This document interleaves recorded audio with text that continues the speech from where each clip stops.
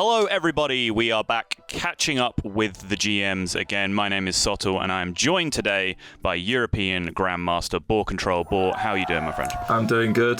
Yeah, we're just before the Specialists tournament, so getting ready for that, preparing for what should be actually quite fun. I was wondering that when I first saw the format coming out a few weeks ago that it was going to suck, but I think it actually might be quite enjoyable.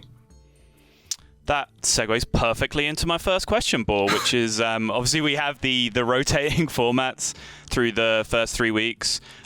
You performed very well in Last Hero Standing, not so much in Conquest. Now we have Specialists coming up. Like, do you think there's any correlation there in your aptitude with any of the formats? Like, is it just variance? Like, how do you feel about the rotating format thing in general? Yeah, so in Season 1, I won the Conquest week. And then Season 2, which is this season, I got top 8. And that went fine. It's weird. I think Last Hero Standing feels kind of similar to Conquest because a lot of the matchups are very close. So you're just sort of queuing close matchups anyway and seeing how it goes. I definitely didn't do as well on AHS, but I wouldn't attribute that to much. We don't really play that many games, even though we're playing more games in Season 1. I don't think it changes that much. But I actually think the Specialist format could be the biggest one where actually like lineup bringing and techs and stuff have the biggest impact because we're playing in a meta where there's no real best deck. It's kind of weird. Like, if you ask people what the good decks are, they can name you like 6 different classes. So, taking for the right opponents with your decks, and especially your first deck, if you bring the right deck, that can have a huge impact on the outcome overall in this week coming up, especially with 9 rounds of Swiss we're doing for this. There's been a lot of games. So, there's definitely a lot of impact happening in this final week, and there's a lot on the line as well. I only have 4 points so far, and you probably need 8 to make it, so I'm going to have to make top 8 here. So can we quote you on that? Boarcontrol Specialist is the most skillful format? Can we take that one to the Well, I didn't say that verbatim, but you know, you can word it how you like. All right, nice. Talking about lineups, you had Face Hunter in your lineup this week, which, looking at the stats, like, was perhaps your best performing deck. It actually went positive, and everything else was. I think you didn't play a game with Warrior, and everything else was negative. Like, are you happy with that choice? It was something I was a little surprised to see. Yeah, so I expected the whole field to have Druid, and I really wanted to have a deck that actually beat Druid compared to, because if like Warrior gets banned, like the rest of the decks sort of like don't really, you don't really want to queue anything into Druid because like it can just beat anything quite hardly. Or this is the deck I was doing best against Druid with because of the pressure plate, freezing traps, early pressure. I actually beat loads of players who wild growth on 2 into overgrowth on 4. Like, I think I was like 3-0 against Druid they all had nutty starts, so that was the idea behind the deck. It did fine. Like, I didn't think people would have really plans for it, and it's like, it's fine against Rogue. Against the Bomb Warriors, where they don't have Risky Skipper, like, it's really good against them as well, because they don't actually have any other game removal, and I was leaving up Warrior sometimes. So, the deck just seemed decent. I mean, I think all the classes are really close in power level right now, so, like, bringing that or bringing Weapon Rogue as your aggro deck, not really too much difference.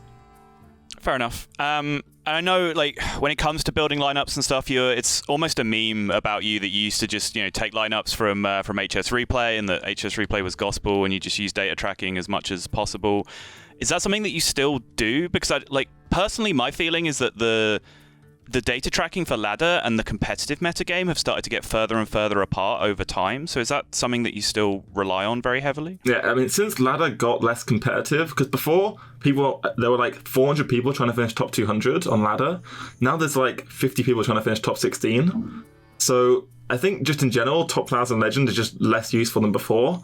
As well, if you look at the streaming side of things, a lot of people are playing just more for fun rather than actually tryharding. So the data's got less useful in that sense. And as well, you can just tell like Libram Paladin was the best deck for like the first week almost on HS Replay, and that deck, I mean, what was the stats in GM, like 20-30% win rate? Like, there is a big disparity here. You can just tell it initially just from testing a couple of games against good players. So I'm not really using the stats that much, but it's actually, that makes it really hard to build decks. If you're just using your data of like 20 games you've played with friends, it's actually quite tough to work out what's actually good. And as well, like, checking cards, like when like Broomstick came in Druid, that kind of changed loads of matchups a little bit. It's really a very developing meta right now, and there's so many things going on. It's just hard to tell what's good, what's not. And the metagame overall for Scholarmance, are you still enjoying it now? We've got a couple of weeks in. So I know from watching your stream for the first week, you were having a good time just with like the range of decks were available. Are you still having a good time with it 2 weeks in? Yeah, it's still a lot of fun. I'm actually I put more on ladder right now. In tournaments, the Bomb Warrior and Priest have been in the game for a while now, and it's like, well, I've kind of done with the Bomb Warrior. It's not really very fun to play because what happens is you never interact with the board. It's just they hit you in the face with a bomb card, and then you play a card, and it's like, well, can you clear my card and hit me in the face with the bomb weapon again? And then that keeps on happening for a while, and you're like, well, I hope I don't draw that bomb. And then eventually they either clear your board, they run out of board clears, or you die to bombs, and it's like, it's the same gameplay very often, which isn't the most fun. But overall, with so many classes viable, things are quite fun. There's the druid as well is a little bit like, did he draw overgrowth garden animals? If you're playing any onboard deck, you kind of just lose to GA, which isn't great. But there's a lot of offboard decks right now, like Priest and Bomb Warrior, which can just deal with the GA. So it's okay. I'm having lots of fun this expansion. It's been probably one of the most fun ones for a while, just because of all the 10 classes, there's a viable deck for like almost every class. Yeah, I completely agree. I do want to talk a little bit about your stream, though. And I guess, like, you know, your change in standing in the community, because obviously when I first met you, you weren't even really a name that people were aware of just in the UK community, whereas, you know, now several years down the line, you are one of the biggest constructed streamers in the world. I think you're extremely well regarded in the actual pro community in terms of your skill as a constructed player. Like, has that been something that you've had to adapt to? Like, do you feel any difference in your position in the community? Is there any additional pressure that comes with that? Yeah, I mean, it's definitely very different. Before, I guess, like, back 2017 to 2018, when I started the stream, like, 100 viewers or whatever, like, yeah, I was more concentrated on playing than I was on streaming. And that's kind of changed a lot with the whole, how the system's changed. Because before, it was very performance-based in Hearthstone. There was the ladder every month, and then you collected points, and also from tournaments. So with that larger sample, you could really prove, like, I'm one of the best players in this region. You could go for last call, get high points from team standings. There was all of that. Now we have a smaller sample, and it's GM, and there's less about sort of proving yourself, because you already have proved yourself. You're in GM, right? And then the goal of making first place, it's a nice goal to have, but it's not really a realistic aim. That 16 players can't all realistically say, I'm going to get first, right? Like, only 2 players are going to make it. So it's like, you try, but I can't sit there and say, I'm aiming for first. I'm just aiming to do the best I can, which is probably like Division A, just hang around in there for a bit. In terms of the pressure, like, I don't really feel like there's like really added pressure from people. I mean, there's more people supporting me, but I don't feel like I owe them anything, really. So it's all right in that sense. But it's just, in terms of the stream, it's more fun to stream now than it was before with less viewers. And it's more, like, I'd say I'm concentrating more on my stream than I was before in terms of like stream playing. There's always a balance, right, between the two. Like, now it's like more stream than it is playing. But I'm still trying to do the best I can and just see how it goes.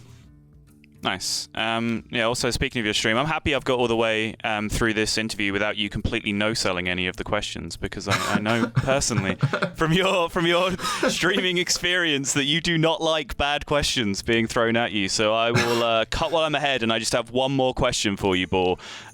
We've seen a lot of random smack talk and call-outs going back and forth on Twitter for the last couple of weeks. You know, Language Hacker and RDU, Eddie and Monsanto randomly and Blythe for some reason.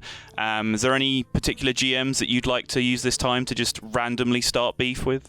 Oof, who to randomly start beef with? I mean, I used to have fun stream battles with RDU, but that was a long time ago now, before he actually like played Constructed on stream. Like, it's actually funny. I was talking about this with Casey. I was like, who do you actually queue into who's a GM, like, on stream? And I was like, really not that many. Because a lot of people are practicing either off stream or in practice groups, right? Rather than on ladder. Because ladder isn't that useful when you're banning stuff, right? So you don't actually face too many of them. But no, there isn't anyone I need to smack talk at the moment. There's like no huge rivalries. It's quite a nice place in terms of Hearthstone. You just queue into your guy, say good luck, have fun, have a nice chat sometimes with people. Always fun queuing into Casey, have a chat before the game about random stuff. But yeah, no smack talk, unfortunately, I don't think. Disappointing. just some easy low ball shots at RDU. That's all we got, huh? He's winning too much. You can't low ball shot the guy who wins. That's true. That is a very, very good point. But yeah, Boar, thank you so much for your time. We will wrap that up there. But before we sign off, I'll just give a shout out to say that please do subscribe to our YouTube channel at youtube.com/Hearthstone Esports to see all of these interviews done both by myself and by TJ, as well as all of our live streams of Grandmasters and Masters Tours and all of our other original content. If you have any other questions or need any other information about the GM program or Masters Tours, you can find it at playhearthstone.com/esports. Boar, thank you again. Any final words? No, thank you, everyone. Hopefully you'll be seeing me on the weekend at Specialist. If not, good luck to me in Division B, I guess. All right, thanks, Boar. Take care.